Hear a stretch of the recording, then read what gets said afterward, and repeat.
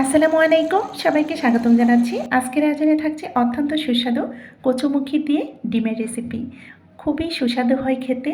অল্প উপকরণে চটজলদি সহজে কিভাবে তৈরি করা যায় সেটাই শেয়ার করতে যাচ্ছি। আশা করি রেসিপিটি ভালো লাগবে।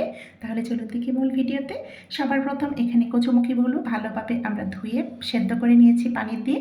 সেদ্ধ করা হয়ে গেলে পানিটা ঝরিয়ে এবার খোসা ছাড়িয়ে নিচ্ছি। কচুমুখির আবরণ বা খোসাটা ভালোভাবে ছাড়িয়ে নিয়ে এবার সেদ্ধ করা ডিমের খোসাটা ছাড়িয়ে দাগ কেটে নিয়েছি সমস্ত ডিমের গায়ে। আর আমি এখানে ব্রয়লার মুরগির ডিম নিয়েছি, আপনারা চাইলে দেশি মুরগি বা হাঁসের ডিমও ব্যবহার করতে পারেন। আমি আমার প্রয়োজন অনুসারে 6টা ডিম নিয়েছি, আপনারা কম বেশি করে রান্না করতে পারেন। এবার চুলাতে একটা পাত্র বসিয়ে দিয়ে দিলাম সয়াবিন তেল। তেলটা গরম হয়ে গেলে দিয়ে দিলাম সেদ্ধ করা খোসা ছাড়ানো ডিমগুলো। এবার দিয়ে দিলাম অল্প করে হলুদ গুঁড়ো দিয়ে আমরা ভালোভাবে ভেজে নিয়েছি। ভেজে নেওয়ার পর ডিমগুলো উঠিয়ে রেখেছি। এবার অবশিষ্ট তেলে দিয়ে দিলাম হাফ কাপ পরিমাণ পেঁয়াজ কুচি, গরম মশলা থেতো করা একটা তেজপাতা 4 টুকরো করে দিয়েছি, হাফ টেবিল চামচ পরিমাণ দিয়েছি আদা রসুন বাটা। কাঁচা গন্ধ যাওয়ার আগ পর্যন্ত আমরা একটু ভেজে নেব নরম করে। এবার সামান্য একটু পানি দিয়ে দেব। এর পানি দেওয়ার আগে আমি এখানে 1 টিস্পুন পরিমাণ দিয়েছি গোটা জিরা, আপনারা চাইলে গুঁড়া জিরাটা ব্যবহার করতে পারেন, আমি পরবর্তীতে গুঁড়ো জিরা ব্যবহার করব।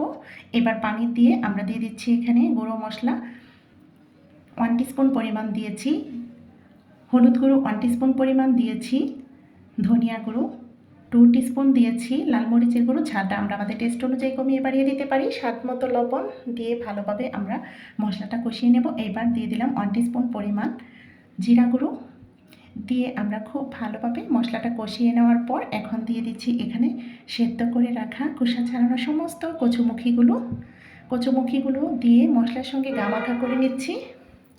আর প্রিয় বন্ধুরা, আমি আপনাদেরকে বলে রাখছি আমার কিন্তু ব্যাক সাইড থেকে নয়েজ আসতে পারে। এখানে কোরআনের পাখির মাদ্রাসা আছে আর পাশে কিন্তু একদম মেন রোডের উপরে আমার বাসা, তাই আপনারা একটু ইগনোর করবেন।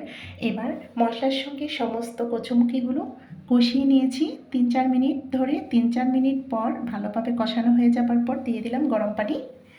কতটুকু মাখো মাখো ঝোল ঝোল রাখবো সেই অনুসারে পানিটা দিয়ে এবার ভেজে রাখা সমস্ত ডিমগুলো দিয়ে নাড়াচাড়া করে আমরা ঢেকে রান্না করে নেব।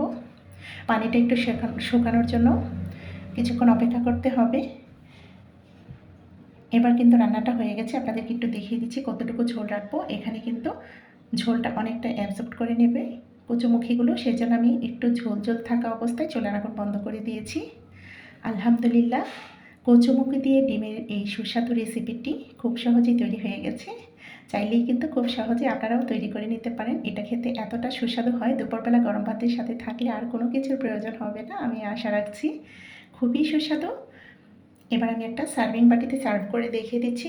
দেখুন ফাইনাল লুক। দেখতে না যতটুকু লোভনীয়, খেতে দুর্দান্ত স্বাদের হয়। আশা করব আজকের রেসিপিটি আপনাদের ভালো লেগেছে। একবার হলো তৈরি করবেন যদি ভালো লাগে।